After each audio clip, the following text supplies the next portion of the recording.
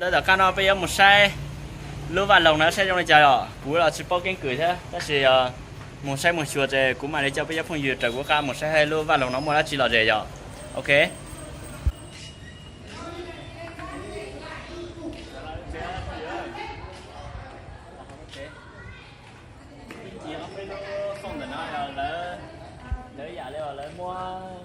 Không tôi mua chó với lúc họ chơi nó một kiểu xí rồi chó tiến hành tôi sau lấy nhiệt thì lấy dúa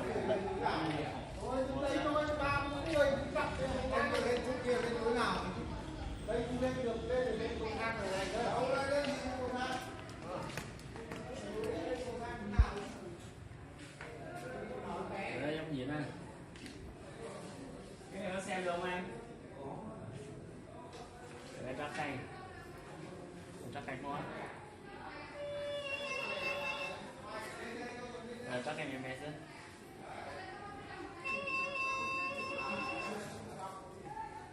để chắc này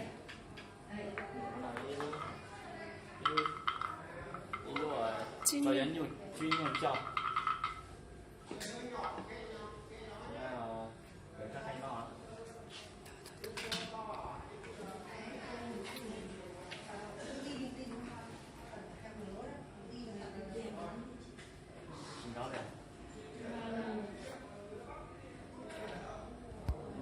đây là trà chảnh cú nhồng cái chảnh cú nhồng nhá nè phao ấy phao cú nhồng đấy đây là trà ơi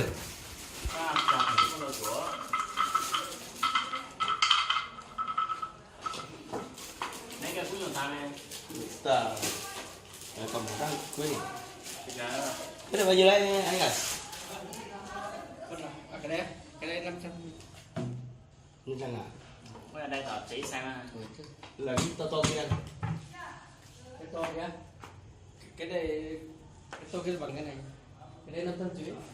cái mới rồi đấy cái mới mà em làm cảnh Ủa cái này là cày nó có cái nhỏ quá cái đây cái mới kia cái to cái này vướng quá đúng bắn sốt sủa cái đây mới hiện tại thì sáng toán rồi đó thì cho rằng thế à đấy cái này làm kỷ niệm thì đấy chứ có nhà xe treo đẹp cái này bao nhiêu tiền đấy? cái đấy treo làm con cảnh thôi con này 700 dưới không trung國係咩？不過中國抄住車將啲長衫都得嘅。 Đẹp chứ. Chế xài nó toán中國。 treo về treo Treo đẹp lắm đấy. đẹp lắm á. Đấy con này treo cũng đẹp này. Cái này vô treo là xếp coi là nó nhìn. Cái này treo đẹp lắm á. Đầu tư 10 triệu mua một cảnh là quá đẹp. Nhưng mà nguy hiểm.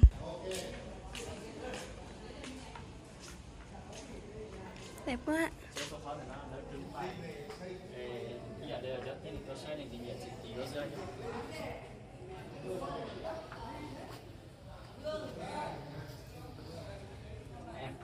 Ôi. Giờ nó chị. Luôn. Tôm nó đó. Ừ. Nó là nó chịu vào tôm to. Anh mua còn lớn nữa đây này. Hả? Lớn điểm đây. Còn đó. Đó hay nè. Đó con lớn điểm thế cho vòng tề mà đó hay nè.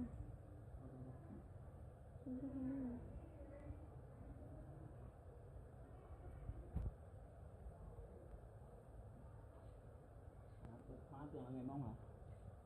Đây, người Tài hả? Đó. À, đây là một vợ người Mông hả? Đó là cái gì nữa? Để nó giờ hoa ăn được, giờ tôi có tài là nó hoa ăn được gì, giờ tôi có lúc trên là nó là hay nói sau quá trình tìm hiểu nghiên cứu chúng tôi đã lên dạng được một trong những người thân của gia đình Ngọc Hoàng còn sinh sống ở Bắc Hà và đã thu nhập được những hình ảnh tư liệu để người khách được thêm về nó là hoa ăn tưởng trên này á nhìn xin thì xuông ở đây hoa ăn tưởng ơi tôi có tài là dùng trò anh nhá Để nó hoa tuần trên này có ra chơi à hổ lấy một máy trả trả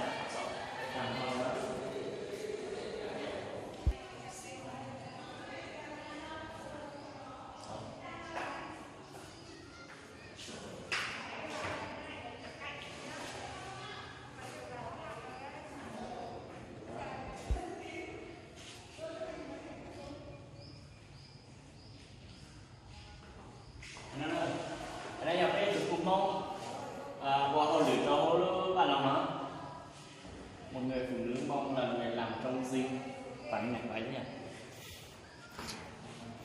đấy là cho tốt tiền tốt tay qua cho hồ lửa bạn lòng đó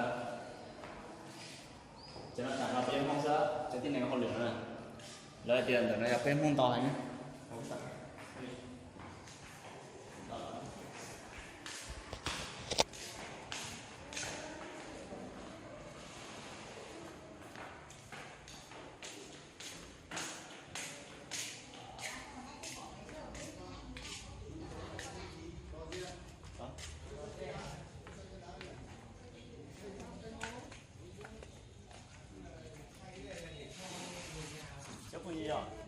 nó vậy lúc hầm mà thằng chú cháu có tay lấy một cái ý là lừa xuyên tóc xuyên tua rồi chỉ dành sẽ lấy ông gạo luôn nó chỉ khía tặng nè khía cỡ số tuổi cháu chỉ nhìn nè wow thấy không thấy mà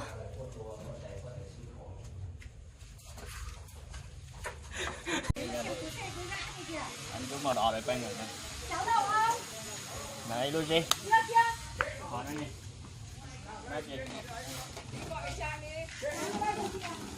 đó lấy cho xuống nó một hú để cho sạch này luôn gì này luôn này cái này này luôn gì nhá còn nó do cốt xuống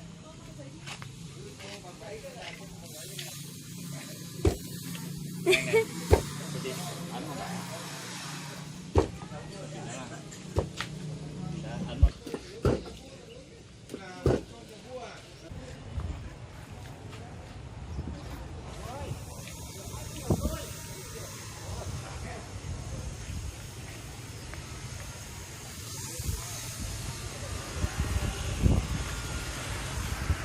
còn gì đó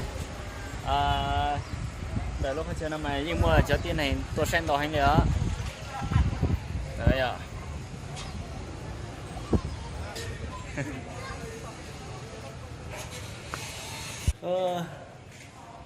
tao một giờ vào lòng họ tải bức chế rồi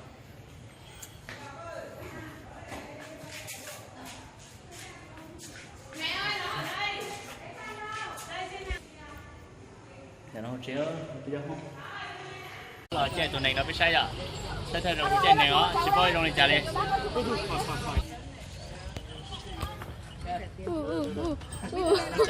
Đây chị em xuống đi lấy chú chị mồi rồi bay à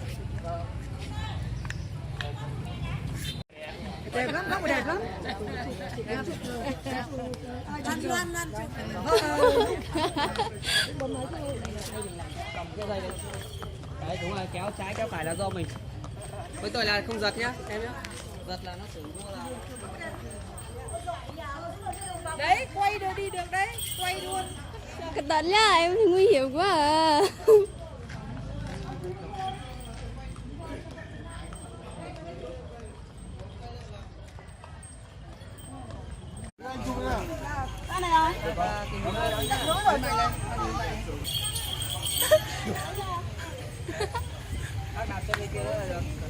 Giống không? Quá giống luôn rồi. À lấy cái mũ rồi. Che con chưa? Từ đi trước rồi chụp ảnh sau, đi trước rồi chụp ảnh sau. Phải trái là do mình kéo. Đây là sang bên này nào, kéo sang bên này. Nó đi bên này quen, nó đi bên này. Đây, tay bên này. Nhìn thấy mũ mà,慢睇đấy.